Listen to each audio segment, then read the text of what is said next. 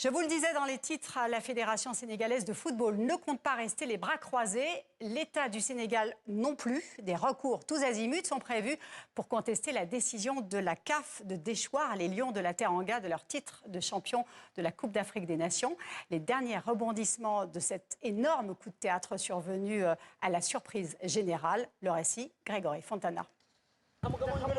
Article 82 et 84 contre l'article 5. La finale ne se joue plus sur le terrain, mais bel et bien sur le papier. Pour essayer de faire simple, dans une affaire compliquée, le règlement de la Coupe d'Afrique des Nations stipule que si une équipe quitte le terrain sans l'autorisation de l'arbitre, c'est comme si elle déclarait forfait et donc se voit éliminée de la compétition. Ce sont les fameux articles 82 et 84 qu'a retenu en appel le jury de la Confédération africaine de football suite au retour au vestiaire de plusieurs joueurs sénégalais. Et c'est donc ce qui doit faire foi pour la Fédération royale marocaine de football et son staff, pour qui justice a été rendue. Avant d'annoncer la liste, je voudrais quand même d'abord féliciter tous les Marocains, le staff, les joueurs, la fédération pour la bonne nouvelle qu'on a apprise il y a 2 jours, qui est méritée.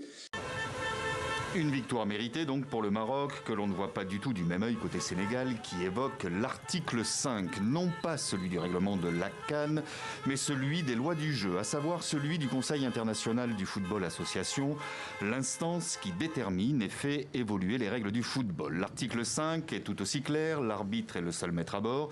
Ces décisions sont définitives et irrévocables, aucune instance ne peut revenir dessus. Pour le staff sénégalais, inutile d'aller plus loin, l'arbitre a laissé jouer la rencontre jusqu'au bout, il est hors de question de rendre le titre.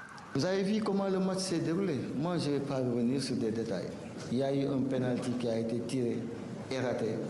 Le match a pris fin. On a joué les prolongations et le Sénégal a gagné par 1-0. Ça, c'est une affaire classée.